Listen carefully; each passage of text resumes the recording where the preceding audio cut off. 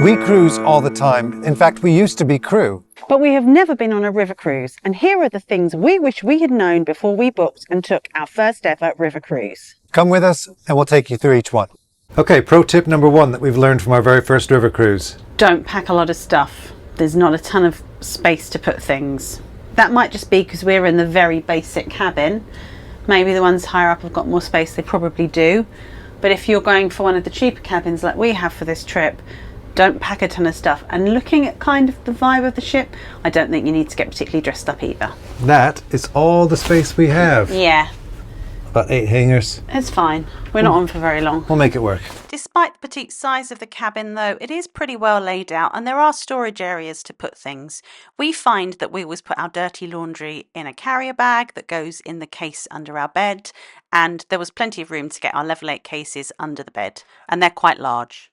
Our second tip is that we don't think it's necessary to book the most expensive room on a river cruise. On ocean cruises, we frequently book balcony cabins and occasionally suites. In this instance, we booked the very basic cabin and it was absolutely fine. We still had a window, which was great, albeit sometimes we could only see the port wall. Yes, and if you open the window, you'll see all we see is wall again. So cool. Our lovely we did know about this with river cruising though, so it's not the end of the world. Yeah. And everybody else can see the other ship, so it's not like they're better off. Oh well. It's all good fun. But then that was the case with the fancier cabins too. So we didn't really feel we missed out. Maybe we would have done more in the summer, but we think definitely for a winter cruise, you can book the basic cabin and have a great time. It's so easy to walk up a few steps and be outside on the decks that you don't necessarily miss anything.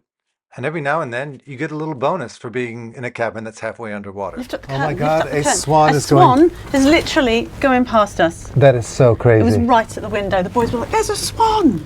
That is crazy. Hi. Oh my God, this is crazy. This is amazing. Hello. Just for context, I'm here. Beth is here in the room. Hi.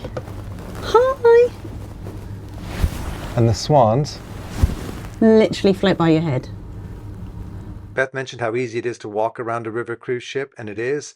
She also mentioned that it's not quite as dressy, or the dress code demands aren't quite as strict on a river cruise. I only packed a couple pairs of boots. It was wintertime. I didn't pack any trainers or tennis shoes or anything like that. I wished I'd packed some slippers, and here's why. One thing I will say that I regret is not packing any slippers or easy to put on shoes. I just brought a couple pairs of boots because we figured we're going to be in Germany at Christmas time, but I'm walking around the ship in socks. Now there's not very far to go, but walking around in socks, not ideal. One thing we do always take with us on any trip is a small amenities kit. Now, this is like a first aid kit with plasters, band-aids in it, headache tablets, things like that. We also take some allergy medicine, and we also pack a small sewing kit and little bits and pieces, cleaning wipes, things like that we generally might need at some point. And we were glad we did, because the ship shop, or the boutique as they call it on here, is tiny and doesn't really carry anything like that. It doesn't even cover extra toothpaste or toothbrushes or things like that. So if you forget anything, it's okay, because you are in port most days, you're near a town or a city, but the shops aren't always open and it's not always the easiest thing to get to. Yeah, we were cruising at Christmas, so there was definitely days where you weren't going to be able to get something if you really needed it. Now, I'm American, if you haven't noticed. Beth is British. She's always telling me I drink too much coffee, and maybe that's the case, but whatever hot beverage you like in the morning, the cups on our river cruise anyway were really, really small, and the hot drinks tended to get cold by the time we brought them back to the cabin, even though there wasn't that far to walk, as Beth said earlier. So, pack your favorite insulated coffee cup with a lid. The other thing about that is you can take it up on deck. Who doesn't want to watch the world pass you by while you're drinking your coffee in the morning? Top tip, take a coffee cup. Okay, we're halfway through our list now, and hopefully you're finding it useful. If you are and you want more content like it, check out our channel, TatSea, or even think about subscribing. It would really, really help us. Our next 2 tips are things that we would recommend you do before you leave for your river cruise or even book the cruise. So this next tip is look at your ports and do your research beforehand. Figure out where your river cruise docks, how far away it is from the city center or whatever interesting part of that port you're looking to go to, and see about transport, whether the cruise line puts it on for you or whether you're going to have to get public transport, as we did a couple of times. Yes, most of the time we did dock right in the town, which was fantastic. We could walk straight in and see the sights. However, for ports like Strasbourg, you do dock further out of the city. Now, obviously, a lot of river cruises include excursions, and that's fantastic. You're going to be taken directly from your ship to the sites. However, shuttle buses are not always that regular. Our cruise line did include shuttle buses, but the times didn't really suit us. So we walked a short distance and then hopped on the tram. It was great. It was really quick. It was a nice thing to do as well. It felt a bit more of an adventure, particularly with our teenage sons, and it meant we could come and go as we wanted. Now, we found all of those ports easy to access and easy to walk in and to, but not everybody will. So do check accessibility options on the ship if you need any help with movement. I would say that's really important, as obviously river cruises do tend to attract an older crowd, and it is fantastic if you have not particularly great mobility, as you don't necessarily always have to get off. You can see everything sailing past, and you do dock in the centre of town most of the time. However, on our ship there was a lift, but it didn't go to every single deck. So there were a couple of instances where anyone that had mobility issues would have had to have walked up a few stairs, say 6 stairs, up to the roof. And with the very narrow gangways getting on and off, I'm not quite sure how that would have worked with accessibility.